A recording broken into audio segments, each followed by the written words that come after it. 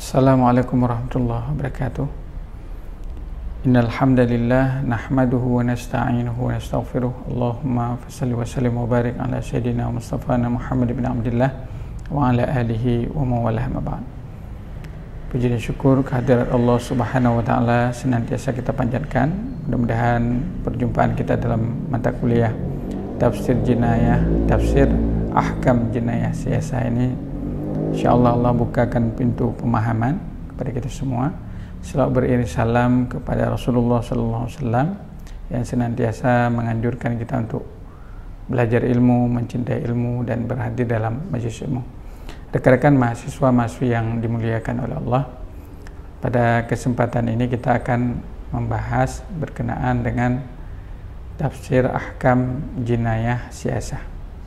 Ya, dari penamaannya kita mengetahui bahwa tema kita berkenaan dengan hal yang penting, yang urgen, yaitu menyangkut bagaimana kita memahami ayat-ayat yang berkenaan dengan jinayah siasah. Nah, sebelum kita membahas mungkin lebih dalam dan mendetil, bahwa tafsir maknanya penafsiran, artinya sesuatu yang berkaitan dengan Al-Quran. Kemudian ahkam tentu berkaitan dengan hukum-hukum. Kemudian ada jinayah. Jinayah adalah hal yang menyangkut dengan pelanggaran. Ada beberapa contoh yang kita sebutkan nanti. Jinayah artinya jinayah, pelanggaran, dosa dan seumpamanya. Kemudian siasah. Siasah artinya sesuatu yang berkaitan dengan politik, kebijakan umum, pemerintahan, kekuasaan. Ini disebut dengan siasah, ya. Jadi tafsir ahkam jinayah siasah adalah sebuah mata kuliah yang membahas berkenaan dengan tema-tema baik itu jinayah maupun siasah. Tapi karena kajiannya luas, tentu kita akan mengambil bagian-bagian tertentu saja sebagai sampling atau sebagai contoh. Mudah-mudahan dalam waktu singkat sejenak ini bisa kita memahaminya. Rekan-rekan mahasiswa-mahasiswi yang dimuliakan oleh Allah, ada salah seorang ulama yang dikenal, itu Syekh Muhammad Ali As-Sabuni, dalam karyanya Tafsir Ayat Ahkam, ataupun judul kitabnya Rawa'i'ul Bayan an Tafsir Ayatil Quran, atau kita singkat Tafsir Ayat Ahkam. Memang banyak penafsiran para ulama yang lain, termasuk Syekh Ali As-Sabuni. Selain Syekh Ali As-Sabuni ada Syekh Ali Sais, ada para ulama dari mazhab Imam Abu Hanifah, dari mazhab Imam Malik, Imam Ahmad, bahkan mazhab Imam Syafi'i menulis tentang ayat ahkam. Tapi kita ambil satu referensi saja, karena karya Syekh Ali As-Sabuni mencakup karya para ulama mutaqaddimin terdahulu. Bahkan beliau juga mengambil pandangan-pandangan ulama sezaman kontemporer sama dengan beliau, seperti Syekh Ali Saif dalam kitabnya Tafsir Ayat Ahkam. Nah, yang menariknya para rekan-rekan mahasiswa, bahwa sebuah tema atau sebuah topik yang beliau angkat itu beliau jabarkan dari berbagai sisi.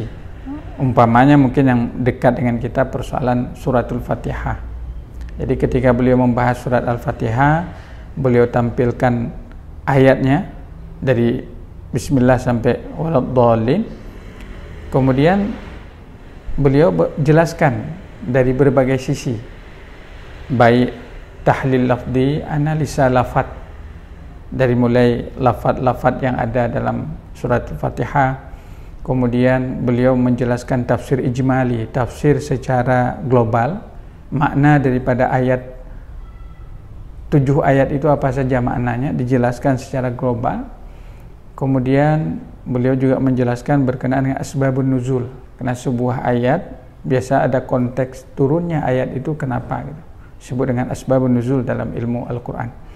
Kemudian ada juga beliau sebutkan dari sisi wujuhul balaghah, jadi nilai kesastraan dalam ayat Al-Quran, karena Al-Quran ayat-ayatnya itu ayat-ayat pilihan, ya, diksinya diksi yang nilai balaghah, uslubnya tinggi, uslub Al-Quran.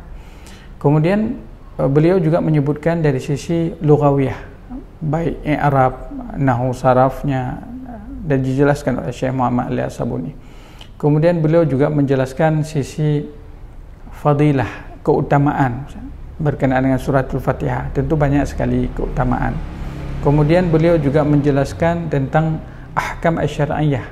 Jadi hukum-hukum yang ada pada ayat tersebut. Hukum-hukum yang ada pada suratul Fatihah. Apa saja hukum yang bisa digali atau diistimbatkan. Kemudian juga beliau menjelaskan tentang lataif, makna-makna yang halus daripada yang makna-makna mendetil dari penafsiran. Ya mungkin tidak langsung bisa kita memahaminya langsung, tapi beliau menyebutnya dalam tafsir ayat ahkamnya. Dan terakhir biasa beliau menjelaskan tentang khatimah di penutup adalah tentang hikmah. Jadi hikmah itu tasyri', mengenai hikmah dari pensyariatan membaca Fatihah dan seumpamanya.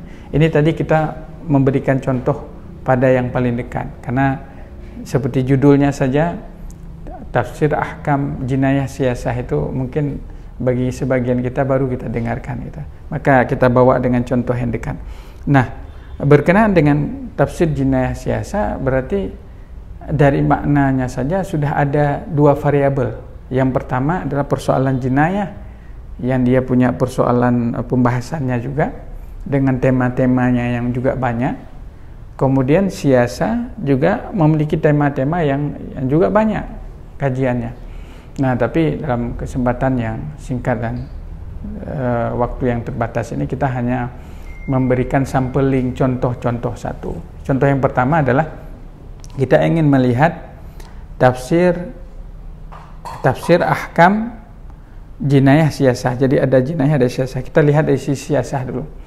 Jadi siyasah ini dalam bahasa yang lain biasa para ulama kita, Imam Al-Mawardi, Syekhul Islam, Syekh Ibn Taimiyah, dan para ulama yang lain, Imam Abu Ya'la, itu menyusun kitab. Bahkan ulama kontemporer seperti Syekh Yusuf Al-Qaradawi itu menyusun kitab namanya kitab Siyasah Syar'iyyah. Kadang-kadang disebut dengan Siyasah Syar'iyyah, kadang-kadang disebut dengan Al-Ahkam As-Sultaniyah. Jadi tujuannya hirasatuddin, menjaga agama, wasiyasatu dunya, dan mengatur dunia. Ini inti daripada kajian siyasah. Para penulis umumnya menulis banyak ya, tentang siyasah syariah ini, tapi kita ambil satu sampel ya, kitab dari karangan Ibn Taimiyah, salah seorang ulama dari mazhab Hambali, di mana Syekh Ibn Taimiyah menyusun satu kitab tentang siyasah syariah, tentang politik Islam. Di bagian awal beliau mengutip sebuah ayat yang sangat penting, dan ayat ini kita coba pahami. Bunyinya Bismillahirrahmanirrahim.